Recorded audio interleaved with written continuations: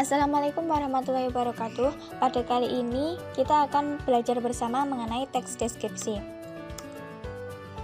Sebelum ke materi pembelajaran, alangkah lebih baiknya jika kita mengetahui kompetensi dasar.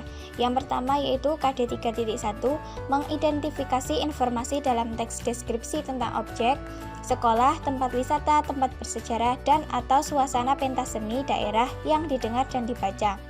Yang kedua yaitu KD 4.1, menjelaskan isi teks deskripsi objek tempat wisata, tempat bersejarah, pentas seni daerah, kain tradisional, dan lain-lain yang didengar dan dibaca secara lisan, tulis, dan visual. Untuk materi pembelajaran yang pertama yaitu mengenai pengertian teks deskripsi.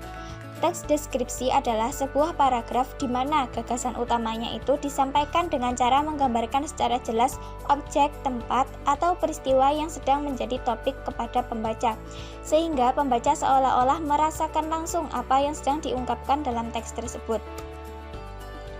Yang kedua, yaitu mengenai tujuan teks deskripsi. Teks deskripsi memiliki tujuan yaitu supaya pembaca seolah-olah sedang merasakan langsung apa yang sedang dijelaskan dalam teks tersebut. Yang ketiga, yaitu ciri-ciri teks deskripsi. Yang pertama, paragraf deskripsi menggambarkan sesuatu. Yang kedua, paragraf yang digambarkan dijelaskan secara sangat jelas dan rinci serta melibatkan kesan indera. Yang ketiga, ketika pembaca membaca teks deskripsi, maka seolah-olah merasakan langsung apa yang sedang dibahas dalam teks. Yang keempat, teks deskripsi menjelaskan ciri-ciri fisik objek seperti bentuk, ukuran, warna, atau ciri-ciri psikis dan keadaan suatu objek dengan rinci. Yang keempat, yaitu mengenai struktur teks deskripsi. Yang pertama yaitu ada identifikasi. Identifikasi merupakan penentu identitas seseorang, benda, dan sebagainya. Yang kedua, klasifikasi, yang merupakan penyusunan bersistem dalam kelompok menurut kaidah atau standar yang telah ditetapkan. Yang ketiga, deskripsi bagian. Bagian teks yang berisi tentang gambaran-gambaran pembagian di dalam teks tersebut. Yang kelima, yaitu jenis-jenis teks deskripsi.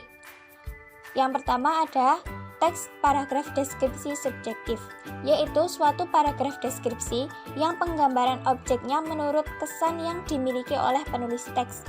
Yang kedua, teks paragraf spasial. Dalam teks ini, objek yang digambarkan hanya berupa tempat, benda, ruang, dan lainnya. Yang ketiga, teks paragraf objektif. Teks deskripsi ini, objek yang digambarkan apa adanya menurut keadaan objek yang sebenarnya tanpa ada penambahan opini dari penulis itu sendiri. Yang keenam, kaidah kebahasaan teks deskripsi. Yang pertama, menggunakan kata benda sesuai topik yang dideskripsikan. Yang kedua, menggunakan frasa yang mengandung kata benda. Yang ketiga, mengandung kata sifat yang bersifat menggambarkan. Yang keempat, mengandung kata kerja transitif untuk memberikan informasi subjek.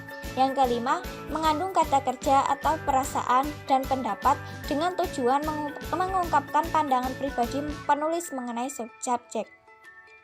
Yang keenam, mengandung keterangan untuk memberikan informasi tambahan mengenai objek.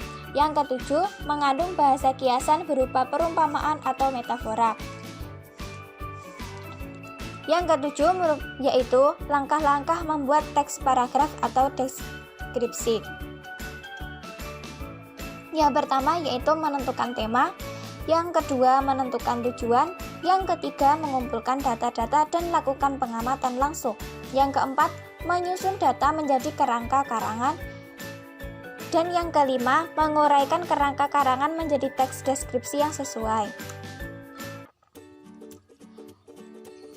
Selanjutnya, yang ke-8 ada contoh teks deskripsi dari Candi Prambanan. Candi Prambanan atau Candi Roro Jonggrang adalah kompleks candi Hindu terbesar di Indonesia yang dibangun pada abad ke-9 Masehi. Candi ini dipersembahkan untuk Trimurti, 3 dewa utama Hindu, yaitu Brahma sebagai dewa pencipta, Wisnu sebagai dewa pemelihara, dan Siwa sebagai dewa pemusnah. Kompleks candi ini terletak di Kecamatan Prambanan, Sleman, dan Kecamatan Prambanan, Klaten, kurang lebih 17 km timur laut Yogyakarta, 50 km barat daya Surakarta, dan 120 km selatan Semarang. persis di perbatasan antara Jawa Tengah dan Daerah Istimewa Yogyakarta.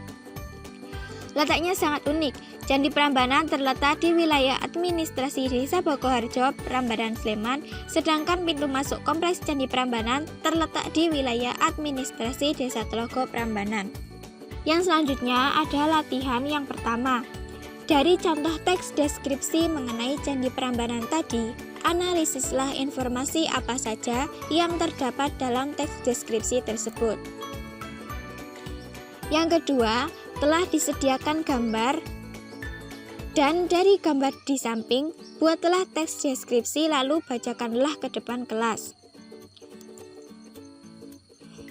Setelah kita mempelajari bersama materi mengenai teks deskripsi, dapat diambil kesimpulan. Yang pertama, teks deskripsi penulisannya melibatkan panca indera.